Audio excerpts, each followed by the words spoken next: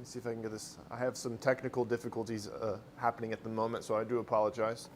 I'm just making sure I can hear myself. If you're here live, make sure to tell me in the chat that you can hear me. And let me know where you're tuning in from.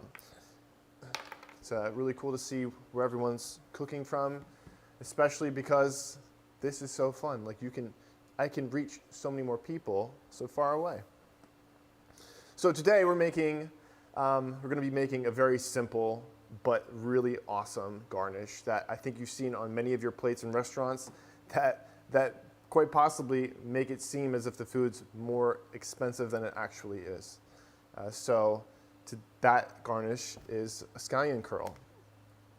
These are really simple. You don't need that many scallions either to make them happen. Try to get them in the shot. But it's a good time to do them too. If you're on the East Coast, I'm in Pennsylvania.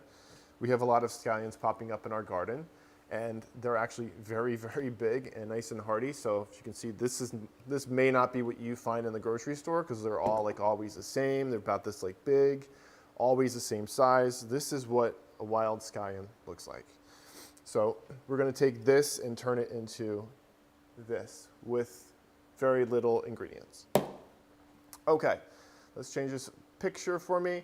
If you are new here, make sure to tell us where you're tuning in from. And if you're not subscribed to this channel, know that when you do subscribe to our channel, we're going to be doing a lot more of these cooking classes, tips, tricks. I call them skills classes to allow you to become the best chef you can be from your home.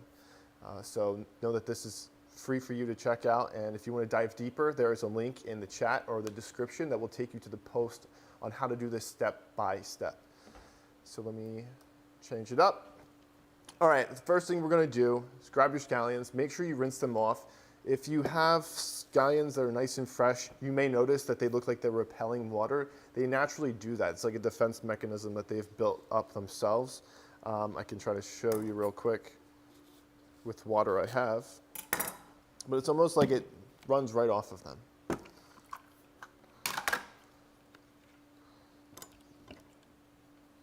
So you can see it looks like it has an exterior, like a gel-like exterior. When you take them out, it's super dry still. So it does that itself. That's Mother Nature doing its work.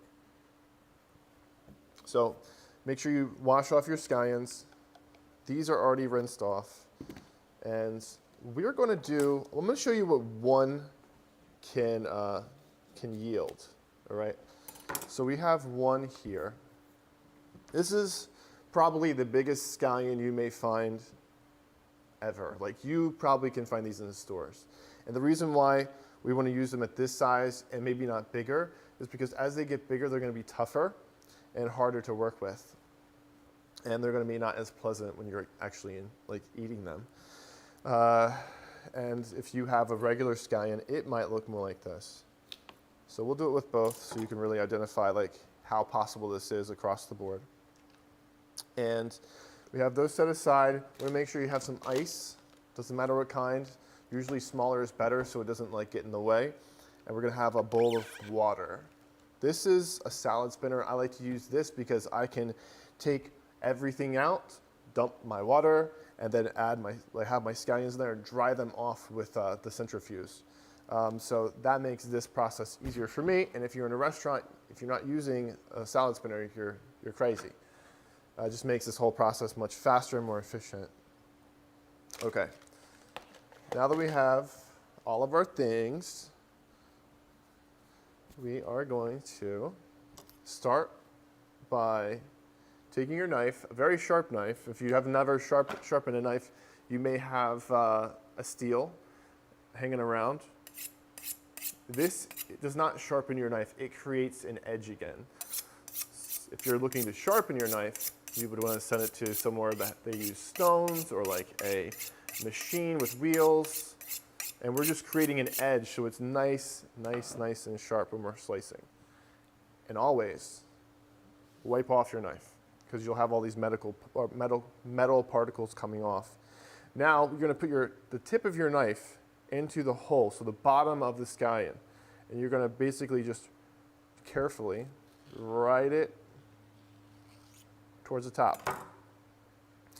Now what happens now is we're going to fan it out. I say in the instructions to make it parallel with your cutting board. And what I mean by that is like this way, not that way. But for the sake of the camera shot, we're going to make sure, well, maybe we can bring it down this way. We're going to make sure it's nice and close to the camera as possible. Now, the first cut is always going to be like how you're feeling. You can make scallion curls to where they're like this. You can just slice right down. So if you have a really, really fat scallion, this might be the best way to do it.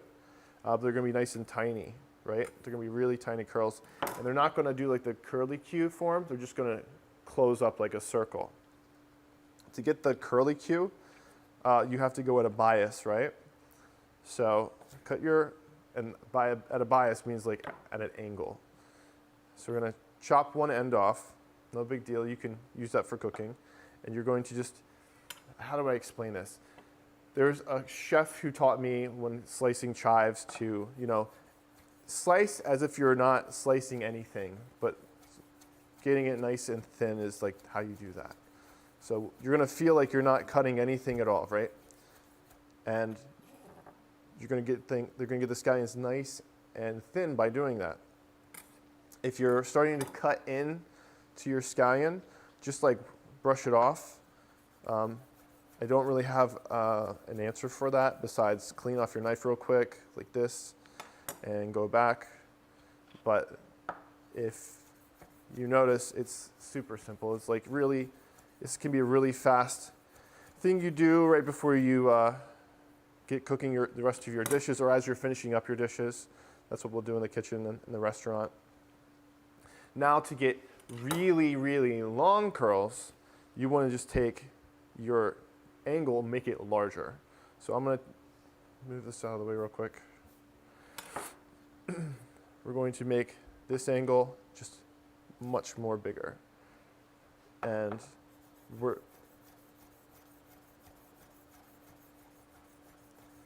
if you're watching right now and you haven't subscribed, you may see under my head or on top of my head if you're on mobile, there's a C. That is the button that you would press if you are looking to subscribe to our channel. So if you haven't done that, make sure to do so to get more of these fun classes that we do together. Okay, so that's how you do that. And now I'm going to show you it on a very small scallion so it's still possible. It's just going to be a little tinier. So we made the incision. We fan it out.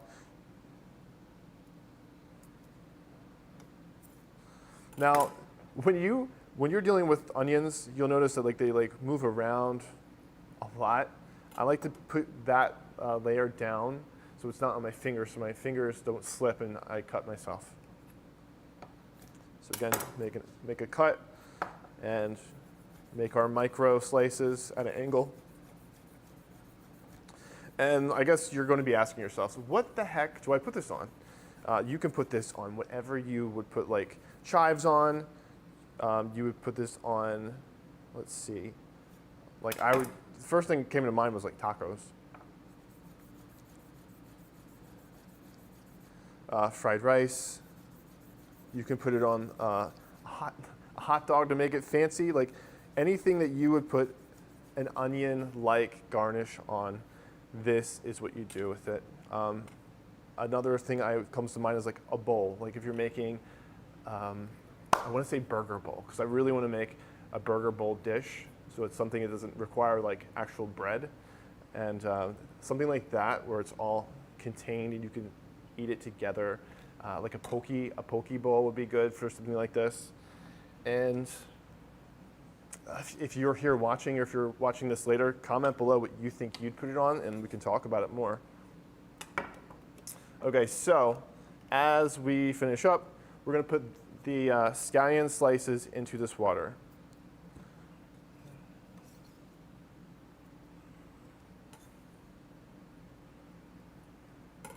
All right.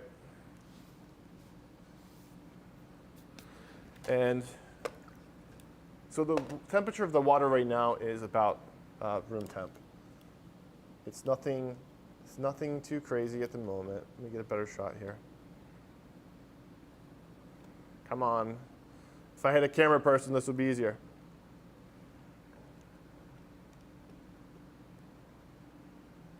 So it's not too warm and not too cold. It's just room temp.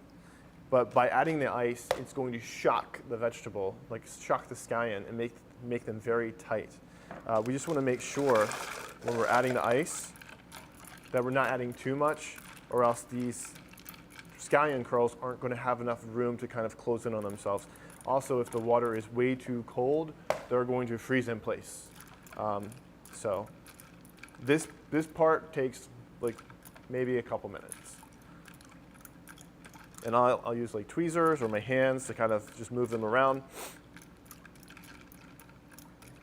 And in the restaurant, you'd basically do this and set off to the side.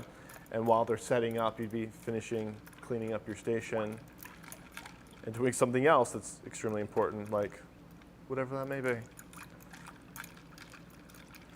But by doing this at home and like figuring out a way to cook and make your food look better, you're already going to feel like a million times like more into it. And they say we eat with our eyes first, so this is part of that process. Now on Thursday, tomorrow, we're going to be doing a class on how to make chicken romesco. This is a recipe that came to be from the patrons in my Patreon. I asked them first, like, what kind of food do you want to make? So they said Mediterranean. What kind of protein do you want to start with? They chose chicken. And then from there, we decided which chicken dishes we wanted to make. This chicken romesco dish we're making came from them. They chose it. I think Instagram was the tiebreaker, though. And the thing with chicken romesco, because I like to make more IBD-focused foods, stuff that's easier on your gut, is there's a lot of ingredients in that dish that can really like harbor a lot of problems inside. Nightshade family is really aggressive on your gut. And so by doing a lot of simple steps that just take a little time, we were able to create this IBD-friendly chicken romesco dish. So if you're looking to do something tomorrow, or you want to watch it another time, just know that it's occurring. And if you do subscribe and you do hit the notify me button, you'll be notified when we're going live. Let me see if I can see any curling up so far. So right here, you got one. See that? Super simple, super easy, and it's fun. It looks like a pigtail. No, they'll all start doing this as they like curl up more. This is not the same one, I promise. They're all curling different as well. But as they sit longer, they'll end up looking like, I'm trying to get a napkin so you can see them better. They'll look like a big bush full of like curly funness. And then like, you can kind of just toss them on. But this came from one scallion, one large scallion. I'm not even joking. So I wanted to make sure I could show everyone what it looked like before, because like every time I do these classes, it's never happening in time. Even though they're super simple and like it just takes time for them to curl up. But if you learned something here today and you want to check out more of these, you know where to come, you know where to find us. And thank you very much for tuning in. Like I said, tomorrow we're doing another class, and I can't wait to do that one. Have a great 5th of July, because today's the 5th, and I'll see you guys later. Peace.